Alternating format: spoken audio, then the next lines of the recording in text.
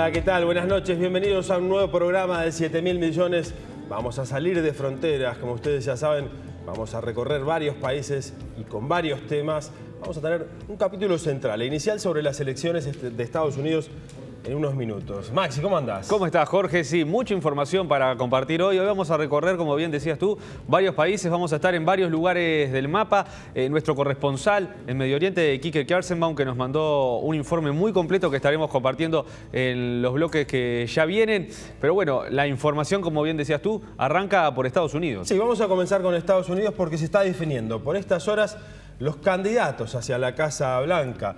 Hillary Clinton y Donald Trump, por los demócratas Hillary Clinton y por los republicanos Donald Trump, parecen tener el camino prácticamente asegurado, aunque hay que ver porque puede haber cambios a nivel de las convenciones, sobre todo en el caso de los republicanos. Quieren frenar a Donald Trump de todas maneras. Bien, unas elecciones distintas a las que nos tiene acostumbrado Uruguay. Por eso es bueno tratar de entender qué es lo que está sucediendo en Estados Unidos y para eso tenemos esto. El largo camino hacia la Casa Blanca implica varios pasos clave. Cada estado lleva a cabo elecciones para elegir a los delegados para las convenciones nacionales demócratas y republicanas, donde cada partido nomina a su candidato presidencial. La preselección de un candidato involucra uno de los siguientes: un caucus, que es una reunión local organizada por cada partido, o una primaria, que es una votación a nivel estatal donde los candidatos son elegidos directamente en las urnas. El proceso comienza tradicionalmente con el caucus de Iowa, seguido de las primarias en New Hampshire. Supermartes es el día de mayor actividad en el calendario, cuando muchos estados celebran primarias al mismo tiempo. Los delegados elegidos durante el periodo de caucus primarias luego votan por el candidato de su partido en la convención nacional, donde se necesita la mayoría absoluta para ganar. Los dos rivales presidenciales de los partidos luego van a un mano a mano el 8 de noviembre, además de algún candidato independiente que se haya postulado.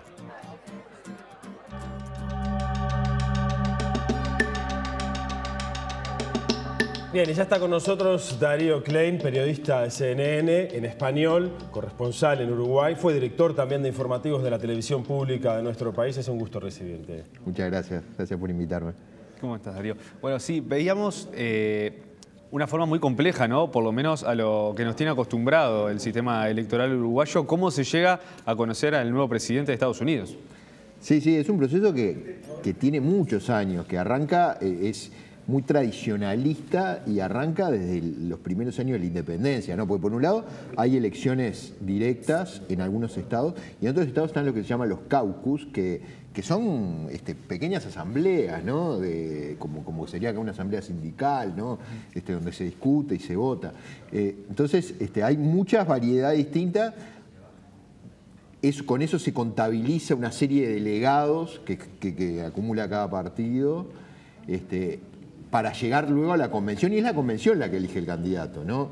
O sea, en teoría la convención podría cambiar la decisión popular. Eso nunca ha ocurrido en los años, en Estados Unidos modernos, ¿no? Quizás estemos frente a la primera vez en la cual es probable que la convención republicana, por el rechazo que genera Donald Trump en Estados Unidos, por algunas de sus presentaciones y de sus ideas, pueda cambiar esta decisión popular. Hay ideas a nivel de varios dirigentes pesados de los republicanos de sacar a Donald Trump del camino.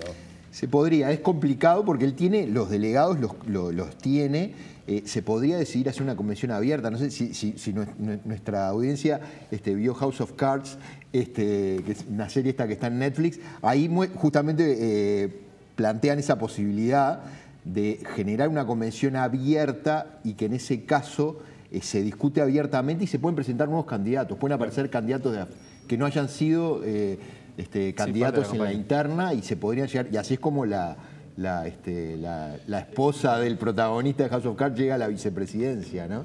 Sí, además hay un tema, están los delegados, pero están los superdelegados también, ¿no? Hay una diferencia importante. Esos son los demócratas, sí, los demócratas tienen superdelegados que son libres de elegir a quien quieran, ¿no? Ya se sabía de antemano que una enorme cantidad, la gran mayoría, en el caso de los demócratas, votaba Hillary Clinton. Entonces, digamos que Sanders, que era su rival, la tenía más difícil.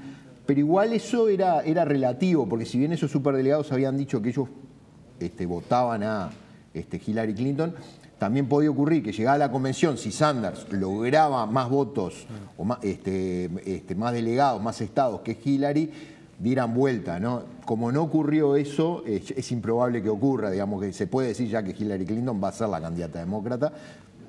Igual yo creo que sería histórico si la Convención Republicana diera vuelta a la nominación de Donald Trump. Sí, ¿no? por supuesto. En materia de propuestas, ¿qué podemos esperar básicamente a nivel de los demócratas y a nivel de los republicanos? Bernie Sanders, a quien tú mencionabas, se ha ubicado con un discurso muchas veces de izquierda bastante radical en muchos aspectos, hablando contra el sistema financiero directamente, por ejemplo, y dice que va a seguir presionando en la convención para que sus ideas estén en el programa de gobierno de Hillary Clinton. ¿Esto es posible? De hecho, él todavía no concedió la derrota, lo cual es llamativo, eso es raro, no va con la tradición de las internas, él debería ya haberlo hecho. Si bien ha dicho que va a hacer todo lo posible para que no gane Donald Trump, todavía no dijo Hillary es mi candidata, ¿no? El fenómeno Bernie Sanders es, para mí, incluso mucho más interesante que el de Donald Trump. Y yo creo que Bernie Sanders ya es un ganador a pesar de haber perdido. Es decir, porque él obligó con su discurso a que Hillary tuviera que tener un discurso mucho más hacia la izquierda de lo que ella pretendía. Acercó a la política a un montón de gente, sobre todo los jóvenes que estaban muy alejados de la política en Estados Unidos. Introdujo una serie de ideas que en Estados Unidos no se discutían.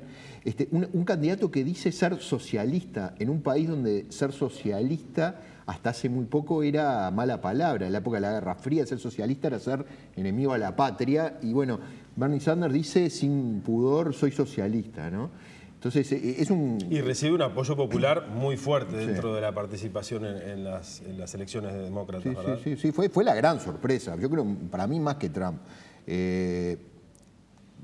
Trump no parecía tan... bueno, lo que pasa es que yo creo que Trump no tiene chance de ganar las elecciones, ¿no? ¿Por qué? Es un candidato que tiene un rechazo, capaz me tengo que tragar estas palabras dentro de Estamos grabando tiempo, pero me parece que él es un candidato con un rechazo demasiado grande y que además tiene el rechazo absoluto de todas las minorías, o sea, de los negros, de los hispanos, de la comunidad gay, de general de los inmigrantes y de las mujeres. Es muy difícil. Me sorprendería mucho que pese a eso logre ganarle a Hillary Clinton, que también genera rechazos, también es un candidato rechazado, menos rechazo que Trump, sobre todo porque es una candidata del establishment y de alguna manera lo que han demostrado estas internas es que los estadounidenses están en contra del establishment. Bernie Sanders y Donald Trump de alguna manera representan el anti-establishment. Bueno, la otra vez en el noticiero hablábamos con un politólogo uruguayo que está allá en Estados Unidos, que trabajó para Obama, Fernando López Alves, y nos decía eso, ¿no? Que algunos votos de Sanders se podían ir con Trump por eso mismo, o sea, pasar de demócrata a republicanos. Sí, de hecho es lo que busca Trump. Trump ha intentado en la campaña decir, bueno, no, Sanders y yo somos iguales, buscamos lo mismo. Por eso Bernie Sanders, una cosa que lo primero que dijo, está bien, no apoyo a Hillary todavía, pero me voy a asegurar de que estoy en contra de Donald Trump. O sea, eso lo dejó bien claro, ¿no? Porque no quiere que pase eso. Claro. ¿Podría ocurrir? Sí, yo que sé, podría ocurrir. Igual es que, claro, hay distintos votos o distintas personas que apoyan a Bernie Sanders. Unos son los jóvenes, los más idealistas. Dudo que esos vayan a votarlo a Donald Trump. Después puede haber ese voto más apolítico, más apolítico y más anti-establishment puro, que capaz que sí. Puede ser. Justamente, en ese sentido es importante destacar que en Estados Unidos el voto no es obligatorio, un país de unos 350 millones de habitantes, y la cantidad de personas que cada uno pueda, a través de los shows televisivos, porque se le pueden llamar así las campañas, va a ser muy importante la cantidad de personas que se puedan arrimar desde fuera del sistema político a votar. Totalmente. Eso fue lo que llevó a Barack Obama a la presidencia. Toda esa gente que no votaba habitualmente, que se movilizó para ir a votar. Es la gran apuesta en este caso yo creo que de Hillary Clinton, porque claro, el gran tema es que todas estas minorías que yo mencionaba antes son las que no votan habitualmente. Lograr que los negros, los hispanos vayan a votar es importante para Hillary Clinton, ¿no? Y lo que hace un poco Trump no es darle a la gente, o sea, decir lo que mucha gente piensa y no se anima a decir, y él sale ahí al frente y con su locura como que también provoca eso. No, sin duda hay algo de eso. Él tiene esa cosa de que él dice lo que se le ocurre. Sin filtro. Sin filtro. Hay experiencias en muchos países de hablar sin filtro y llegar a la presidencia. Lo tenemos aquí. No es una situación que se haya dado solo en Estados Unidos. A nivel histórico, cuando los discursos se formalizan, se cristalizan demasiado y alguien rompe ese discurso tradicional, suele tener mucho respaldo popular. Sí, y además mucha presencia en los medios de comunicación, que es algo que para Trump fue importante. O sea, a Trump prácticamente la campaña se la hicieron las grandes cadenas de televisión, no porque estuvieran a favor de él, sino porque él generaba permanentemente noticias, llegaba permanentemente a los noticieros y eso le evitaba tener que gastar demasiado en publicidad. O sea que él se aseguró de esa manera en estar permanentemente en los medios.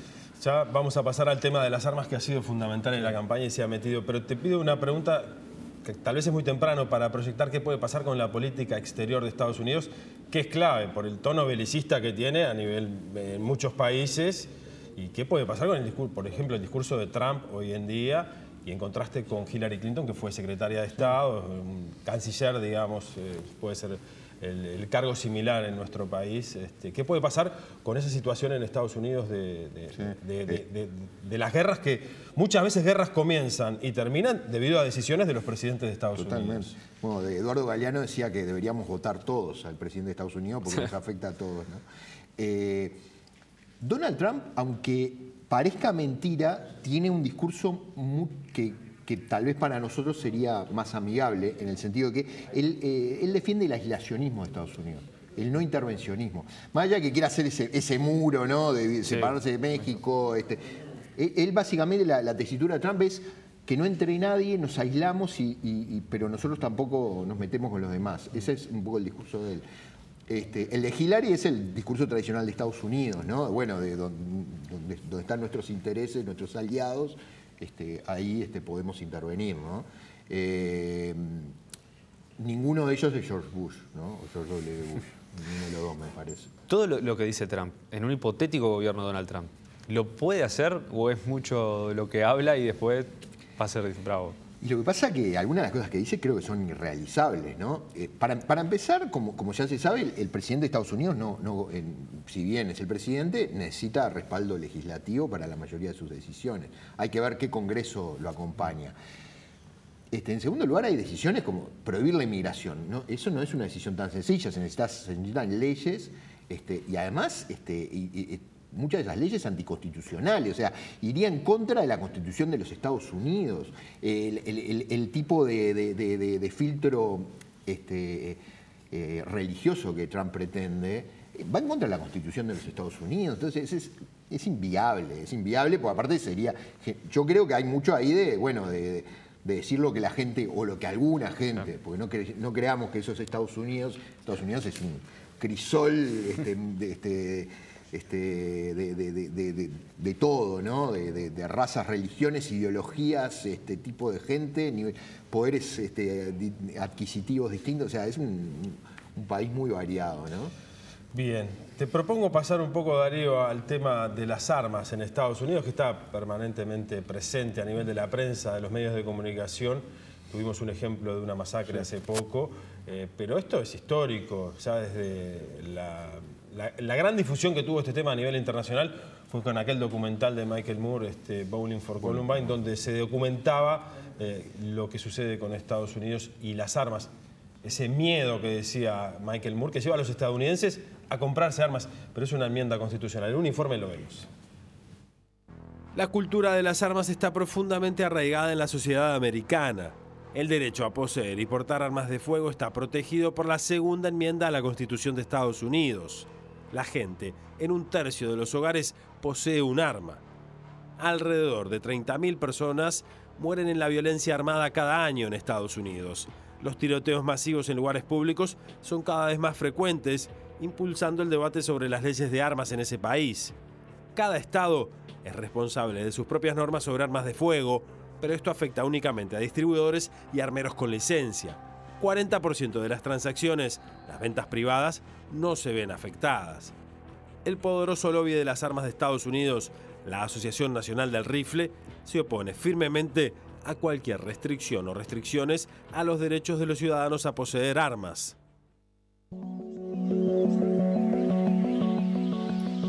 Bueno, es todo un tema esto de las armas en Estados Unidos, y cuando pasa una masacre como la de Orlando no decimos hubo un tiroteo en Estados Unidos, sino que decimos hubo un nuevo tiroteo en Estados Unidos. Ya es moneda corriente esto. Sí, sí, sí, y bueno, y ahí esto se politizó, ¿no? A raíz de que estamos en época de elecciones. Y una de las cosas llamativas que se dio acá fue que mientras Hillary dijo, bueno, esto demuestra que tenemos que encarar el tema del porte de armas, ¿no? De regular de alguna manera esta barbaridad de que todo el mundo tiene armas y la puede comprar en cualquier lado y en cualquier momento y sin control. Trump dice lo contrario, dice, bueno, si la gente que estaba en el baile, en la discoteca, hubiera estado armada, hubieran podido matar al terrorista. Él, de hecho, hizo una expresión, dijo, de hecho, usó una mala palabra, dijo, le hubieran podido dar a ese hijo de una bala entre ceja y ceja y se termina el problema. Entonces, como que llevó el agua ya para su molino, ¿no? Entonces, es muy difícil que se... lo cierto es que el lobby en Estados Unidos de la Asociación Nacional del Rifle es enorme, es muy poderoso y financia a todos los partidos. Sí, eso es todo un tema. Y sobre eso mismo hoy veíamos, ¿no? A dónde ha llegado ese lobby, que en Estados Unidos los libros infantiles, la Asociación del Rifle los ha reescrito como, bueno, lo que decía Trump, ¿no? ¿Qué hubiese sucedido si Caperucita tuviera un arma, si la abuela tuviera un arma? Y hay imágenes que ilustran eso, ¿no? O sea, intentando que los niños armados son una solución. Las imágenes de, por ejemplo, eso sería Caperucita. La abuela matando al lobo. La abuela atacando al lobo. Según la Asociación Nacional del Rifle, Hansel y Gretel. La mejor forma de terminar el cuento, Hansel y Gretel.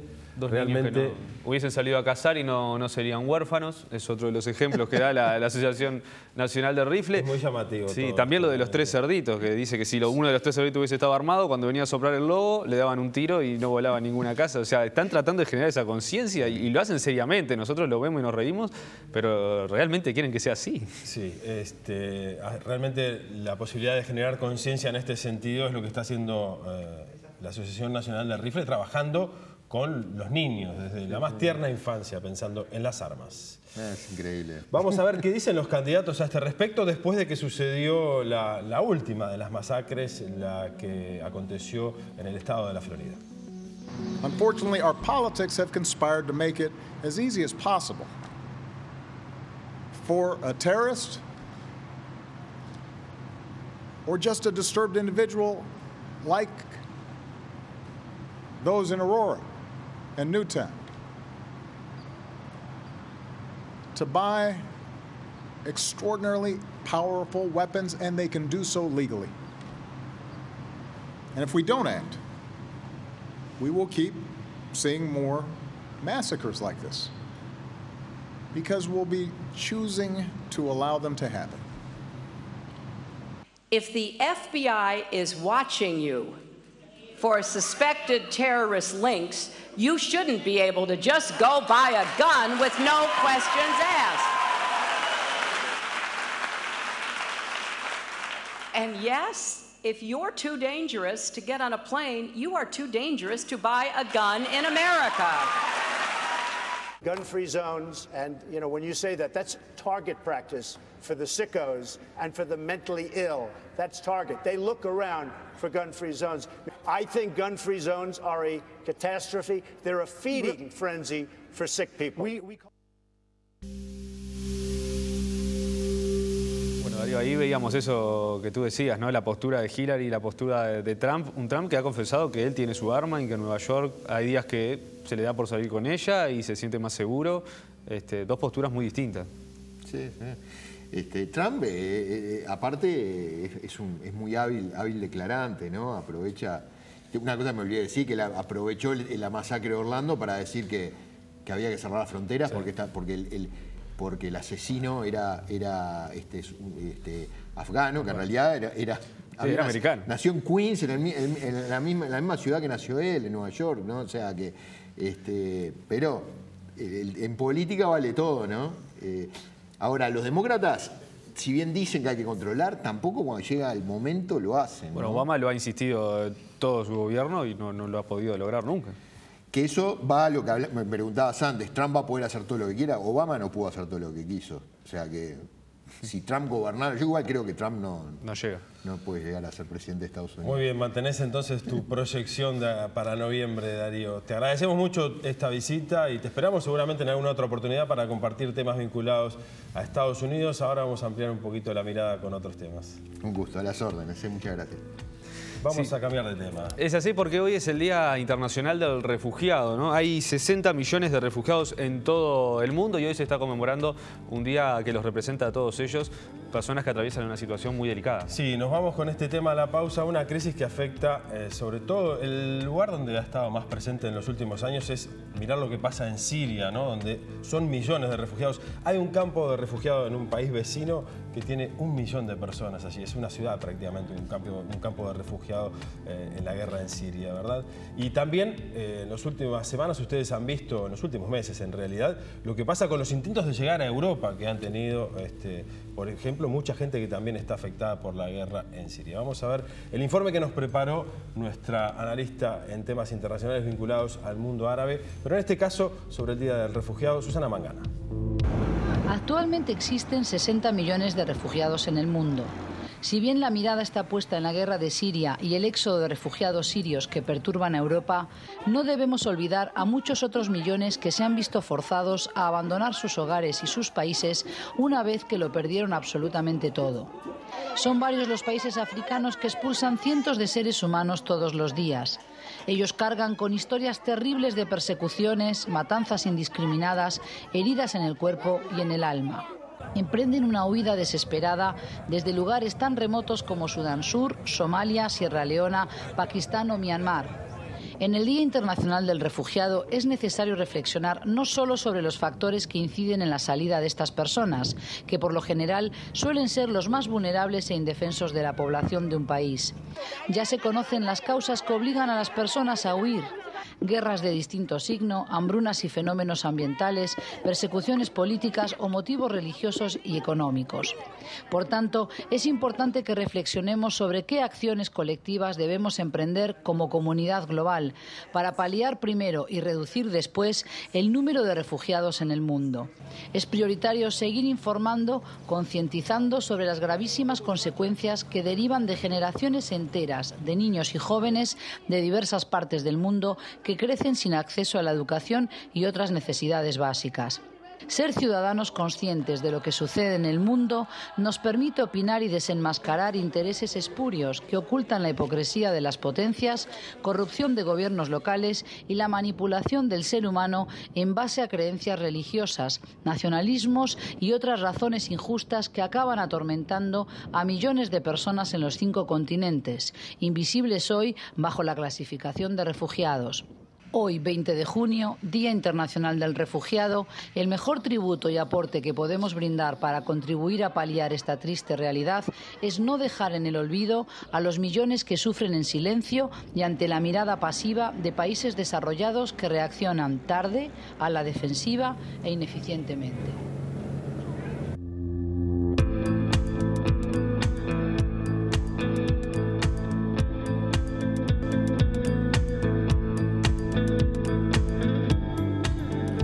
Se los adelantábamos en el comienzo de este tercer programa de 7.000 millones. Nuestro corresponsal en Medio Oriente, Quique Kersenbaum, nos armó un informe muy especial para esta jornada. Sí, tiene que ver con una organización israelí de soldados, ex soldados, que se llama Rompiendo el Silencio. ¿Qué es lo que hace esta organización no gubernamental? Denuncia los abusos del ejército de Israel contra los palestinos. Es una organización que ha tenido varias convocatorias. Hace poco compartimos un informe que realizó Quique Kersenbaum en el informativo. Pero ahora, ¿qué están haciendo? Están convocando escritores de varias partes del mundo para que recorran las zonas palestinas, por ejemplo, en este caso Cisjordania, y describan lo que ven allí en un libro que se va a publicar próximamente. Uno de los escritores que viajó a las zonas afectadas por los abusos que denuncia la organización es el Premio Nobel de Literatura peruano, Mario Vargas Llosa, que también ha tenido una carrera política llegando a ser candidato a presidente de su país, pero estuvo recorriendo junto a nuestro corresponsal Quique Kersenbaum Cisjordania, y después le dio una nota para comentar particularmente con él sus impresiones de lo que había visto. Es así, vemos el informe de cómo se vive en Palestina luego de 50 años de ocupación militar israelí. El Premio Nobel de Literatura Mario Vargas Llosa visitó Cisjordania en el marco de un proyecto organizado por Breaking the Silence o Rompiendo el Silencio, la ONG israelí de excombatientes que recogen testimonios de soldados sobre abusos del ejército israelí contra palestinos. Invitó al escritor a formar parte del proyecto que marcará los 50 años de la ocupación israelí, junto a otros renombrados autores. TNU acompañó a Vargas Llosa en parte de su visita y habló con el escritor sobre la persecución política de la ONG Breaking the Silence y sobre su vuelta a la ciudad de Hebrón, una ciudad en la que viven 200.000 palestinos y 850 colonos israelíes en el centro de la ciudad, protegidos por 650 soldados. Sigue siendo una ciudad sin gente, sin comercio, en la que toda la vida prácticamente ha desaparecido. Es una ciudad sin personas, sin espíritu, sin alma. Y creo que es una ciudad que tiene un simbolismo, representa quizá de manera muy dramática todo el drama terrible, ¿no?, de la pugna entre palestinos e israelíes, la falta de convivencia, la posibilidad de que haya violencias como ha habido tantas en el pasado. Creo que todo eso se siente haciendo el recorrido que he hecho yo por tercera vez ya en Hebrón, sí. Next year, in June 2017, we're going to mark the 50th anniversary of the Israeli occupation. El año que viene, el 17 de junio, marcaremos el 50 aniversario de la ocupación israelí. Durante medio siglo, millones de palestinos se encuentran bajo nuestras botas, bajo gobierno militar, sin derechos y sin dignidad. Nosotros queremos asegurarnos de que este momento no pase desapercibido aquí en Israel, en Palestina y en el resto del mundo. Por eso, 26 escritores israelíes, palestinos e internacionales viajaron a los territorios ocupados por una semana y escribirán textos que serán publicados en un libro el 17 de junio, en donde se tratará de contar qué significa vivir bajo la ocupación. Try to tell the story of what does it mean to live under occupation. I was 21 years old. I was in my end of my service. Más de 1.100 soldados han dado sus testimonios a Breaking the Silence desde que se fundó en 2004 bajo la condición de anonimato. La organización verifica la veracidad de los testimonios y los publica en libros o en cuadernillos, no sin antes someterlos a la censura militar para asegurarse de que no se publique información que comprometa la seguridad del Estado. Según sus líderes, en los últimos meses Breaking the Silence se encuentra bajo una campaña organizada que intenta desprestigiar a la organización, siendo marcada como traidora por ministros y políticos. Una campaña que además incluyó el uso de infiltrados. En estos días, el Estado exige a la organización, por intermedio de la Corte, revelar la identidad de parte de los soldados que participaron en la guerra de Gaza de 2014 y dieron sus testimonios. Before, like the airlift or something, we didn't know that. היינו מצפים מפרקליטות המדינה למלא את תפקידה כשומר הסף של שלטון החוק ושל הדמוקרטיה. Esperábamos que la Fiscalía del Estado cumpla con su rol de guardián y defensor del Estado de ley y de la democracia, y que trabaje para asegurar el derecho de libertad de expresión de soldados, para que estos puedan hablar sobre lo que han hecho en los territorios. Y esperábamos que la Fiscalía no tome parte en una campaña de incitación y los intentos de aniquilar a Breaking the Silence que vemos en estos últimos meses. En 2005 conociste a Yehuda y conociste el trabajo de Breaking the Silence. Volvés después de casi 11 años. ¿Cuál te parece que es la importancia de un grupo como el de Breaking the Silence, de personas como Yehuda? Yo creo que es de una enorme importancia. Creo que ellos representan una tradición que está muy arraigada en la historia judía, la de los justos, la de quienes creen que la justicia, la verdad debe prevalecer y luchan por ellas, aun cuando tengan que ir contra la corriente. Creo que el trabajo que hacen ellos y bueno, muchos otros israelíes como ellos es una garantía para el futuro, cuando por fin las cosas tomen un rumbo distinto y se produzca algún tipo de arreglo de esta situación tan dramática y que causa pues tantos sufrimientos, ¿no? Creo que esa tradición es muy importante y que mientras haya gentes como ellos que tienden la mano a los palestinos, que tratan de entenderlos y que tratan de además de criticar a su propio país, con el que se sienten profundamente identificados, desde luego, desde una perspectiva de la justicia, de la verdad. Creo que abre siempre muchas esperanzas para el futuro, a pesar de lo difícil que está la situación, ¿no?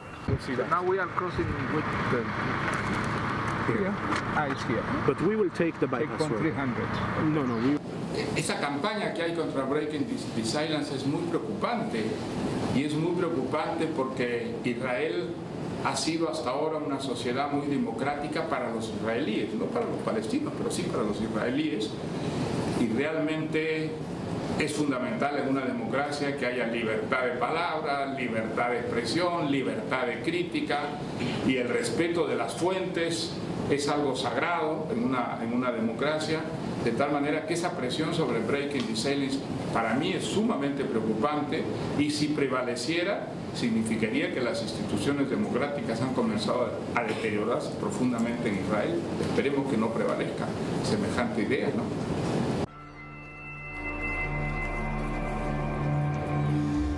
Bien, Jorge, veíamos a un Vargas Llosa, un político que lo vinculamos más con lo que es la derecha, pero acá lo tenemos apoyando a una organización con un pensamiento más de izquierda, ¿no? Sí, Vargas Llosa a lo largo de su vida ha realizado distintas opciones políticas. Sorprendió como un liberal en la década del 80 del siglo pasado, pero antes apoyaba varios movimientos izquierdistas latinoamericanos, era un referente, además de su literatura, que ya era famosa a nivel internacional. En los 80, como decíamos, cambió su punto de vista político general, fue candidato a la presidencia de la República en su país y bueno, hoy en día está en una situación en la cual está respaldando una acción de esta organización no gubernamental que está asociada básicamente a movimientos izquierdistas dentro de Israel y también internacionales. Sí, un Vargas Llosa que habla de una postura colonialista por parte de Israel sobre Palestina. Veíamos el informe de Susana que hablaba de todo el tema de los refugiados y eso que es tan complicado, ¿no? de tener que irte de tu tierra por el contexto en el que les toca vivir, pero también qué complicado debe ser vivir en una situación así, ¿no? Con un gobierno militar de otro país, en tu país, y lo complicado que es la convivencia para todas esas personas. Sí, territorios que fueron ocupados después de la guerra de 1967. Vamos a escuchar algunas reflexiones más de Mario Vargas Llosa respecto a la recorrida que realizó por Cisjordania. What can I say? I really hope that in my age I will have his energy in his age. ¿Qué puedo decir? Ojalá yo tenga esa energía en mi edad como la que él tiene en su edad. Básicamente lo que hicimos es ir al terreno y ver la realidad, encontrarnos con lugareños, ver cómo la gente vive bajo la ocupación en Hebrón. En Jimba vimos gente viviendo en cuevas bajo el peligro de expulsión y demolición por parte del ejército israelí en la zona C. Fuimos a Susia, fuimos a ver las cortes militares para ver cómo funciona el sistema. Como en una misma zona hay dos sistemas legales en donde colonos y civiles israelíes están bajo la ley civil y los palestinos se encuentran bajo una ley militar sin los derechos humanos básicos que nosotros tenemos. También se encontró con colonos para escuchar a la otra voz, por decirlo de alguna forma. Esta es la tercera visita que hago con Mario en el terreno y creo que esto enriquecerá su entendimiento sobre el significado de la ocupación. Hay un hecho que no se puede negar, hay una ocupación israelí de territorios palestinos y donde hay una política claramente colonialista, prepotente, que está provocando muchísimo sufrimiento y que yo creo que puede ser peligrosa y grave incluso para el futuro de Israel. Durante su intensa visita de 5 días a territorios ocupados en Cisjordania, Vargas Llosa se refirió a distintos temas sobre la realidad israelí, sobre el futuro del conflicto y el boicot intelectual contra Israel. Una de las cosas interesantes para mí ha sido ver cómo entre mis amigos israelíes hay un gran debate, ¿no? Sobre si todavía la idea de los dos estados, de la partición del mundo ocupado, Israel en dos estados soberanos, todavía es válida con todo lo que ha ocurrido, o si ya no es posible, y quienes sostenían lo que parecía una quimera muy remota, un solo Estado binacional, con derechos iguales para todos, hay que resucitarla como la única solución que queda. Bueno, eso es un debate que está abierto, ¿no? En Israel, y ha sido para mí muy interesante escuchar las razones de ambos lados,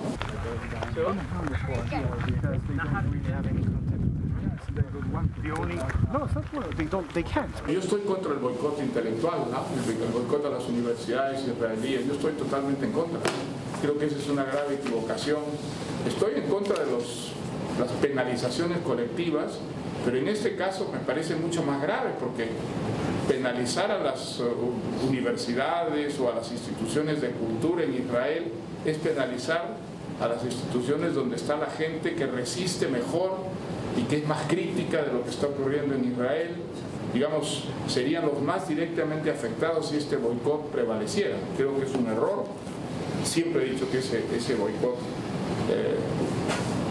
hace pagar a justos por pecadores, y que es una grave equivocación, que esa no es la mejor manera de ayudar a quienes están dando una lucha muy difícil en Israel, que cambien las cosas.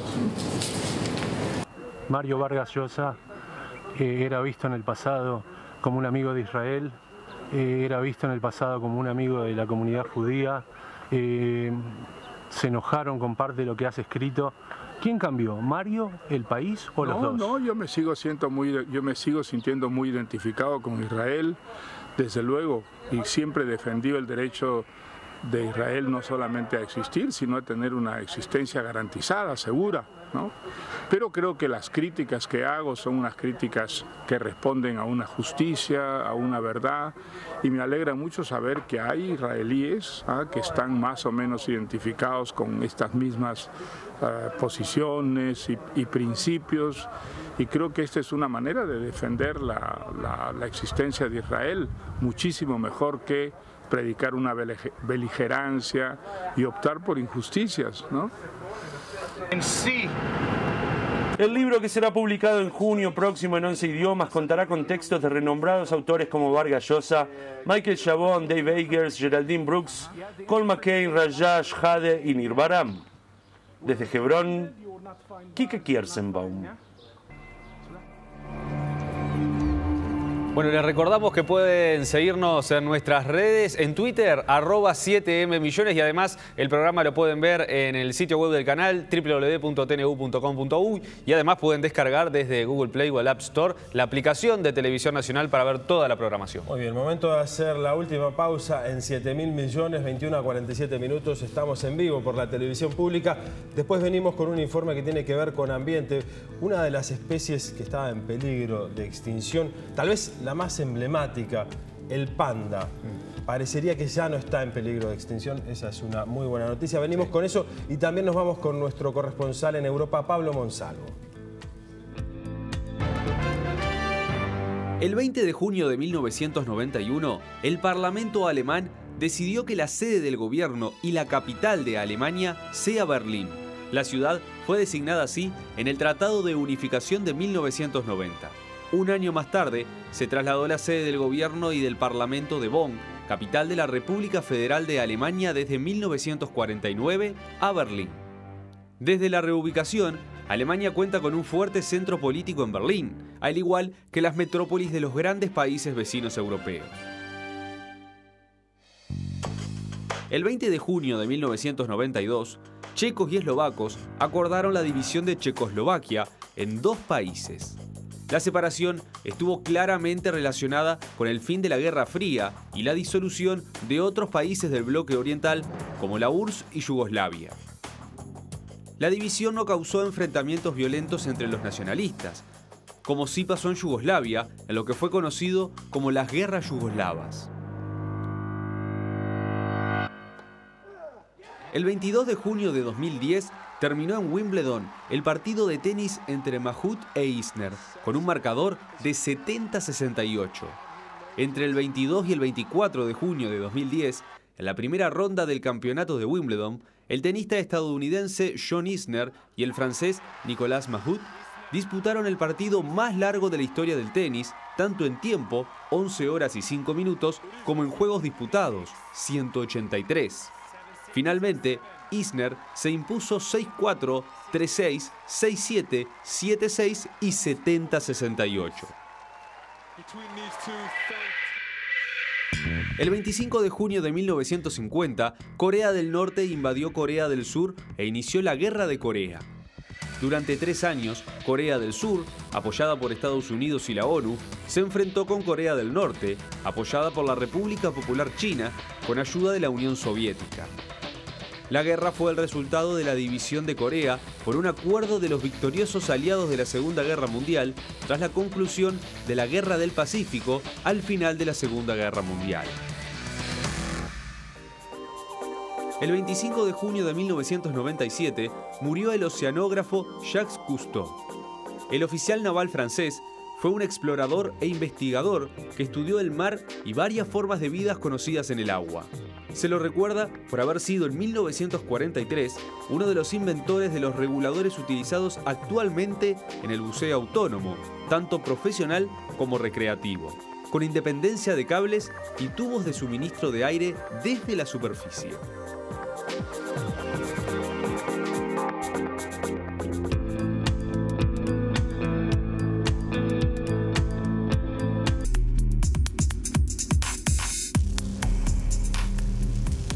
Tercer y último bloque de 7.000 millones. Nos vamos a Europa, Maxi. Sí, es así. Y esta hora ideal para cenar. Nos vamos a ir hasta Milán, a un restaurante de muy buen nivel que está instalado en una cárcel de máxima seguridad. Nuestro corresponsal Pablo Monsalvo estuvo allí, habló con los presos que trabajan de camareros. Solo 2 personas no son presos de los que trabajan allí. Estamos hablando del responsable de cocina y el responsable de los camareros. Los demás, todos presos que están cumpliendo su pena y con este proyecto, de cierta forma, consiguen tener un dinero para pasarle a sus familias y hacer más llevadera su estadía en la cárcel. Además, un dato particular es que está ambientado con pósters de películas que tienen que ver con la cárcel, ¿no? Eso es lo que es Ingalera, el restaurante de alto nivel que tiene una cárcel de alta seguridad. Compartimos esta iniciativa.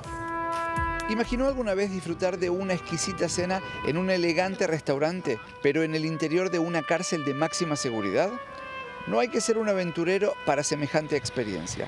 Esto es posible en Milán. Se llama Ingalera, una expresión informal italiana para definir lo que está tras las rejas. No pensaba que iba a terminar trabajando en un restaurante aquí dentro de la cárcel, pero me siento contento de hacer este proyecto que nos ayuda a nosotros y si sigue adelante ayudará a los demás muchachos que se quedan todavía haciendo un percurso para salir. Carlos es un joven ecuatoriano que lleva ya varios años aquí.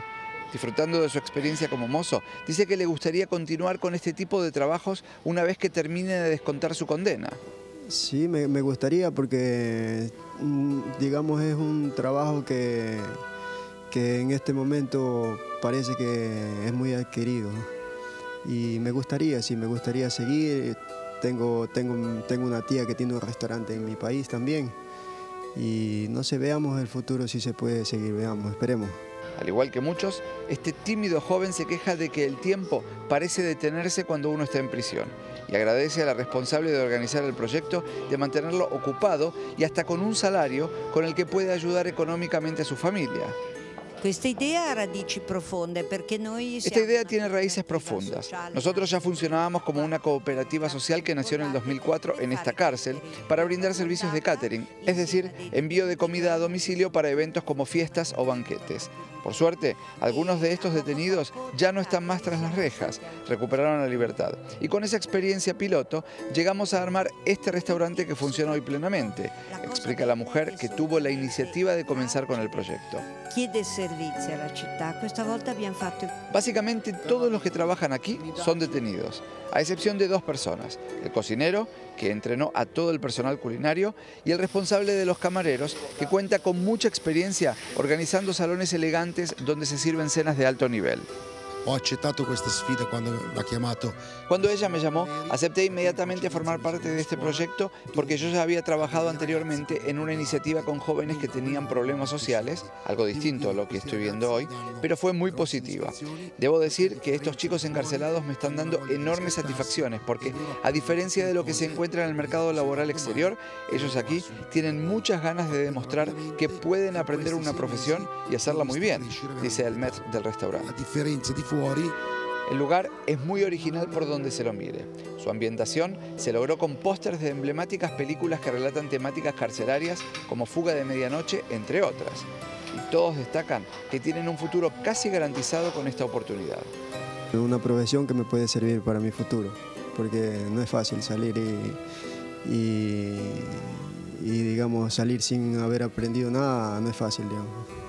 Lo más interesante, a los ojos de los internos de la prisión, que están en contacto permanentemente con la gente, es ver la reacción de los comensales al saber que cuando ellos terminan de servirles, deben regresar a sus respectivas celdas. Sí, varios nos conversan y varios se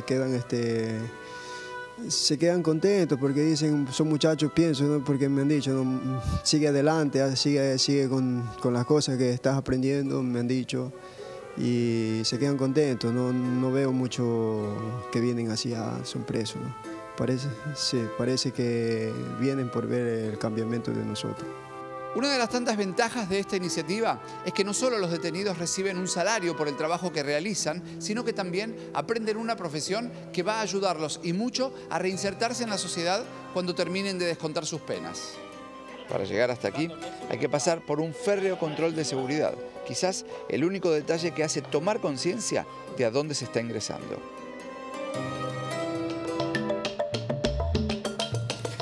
Y bueno, llegamos al final, Jorge, de esta tercera edición de 7.000 millones por la pantalla de Televisión Nacional. Sí, nos vamos con un tema que les anticipábamos, una especie emblemática, ¿verdad? Los osos panda gigantes, sobre los temas de extinción. Colaboraron en poner ese tema en la agenda. Parece que hoy ya no están en peligro de extinción. Hay una gran expansión que se ha dado en China, merced al trabajo de científicos de todo el mundo. Hay más de 2.000 en libertad aproximadamente.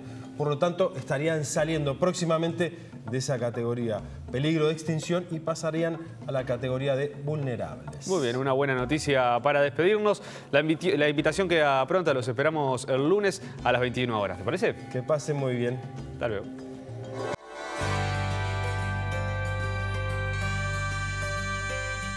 La Unión Internacional para la Conservación de la Naturaleza dice que el número de pandas gigantes silvestres va en aumento y que el animal podría ser reclasificado, pasando de en peligro de extinción a vulnerable, según la reevaluación de su grupo de especialistas. En la base de investigación del panda gigante, en la provincia china de Sichuan, hay un trabajo arduo para criar a los recién nacidos. La guardiana Chen Min explica su labor. Vemos que el aumento del número de pandas gigantes se basa en los esfuerzos de conservación y estamos bajo una tremenda presión en el cuidado de las jóvenes generaciones. Cada día se observa la condición mental del cachorro, sus heces y su respiración. Tomamos notas de todos los datos completos, incluyendo si toma la cantidad de leche suficiente para ver si está en condiciones normales. El panda gigante era una especie en peligro de extinción debido a su tasa de reproducción notoriamente baja.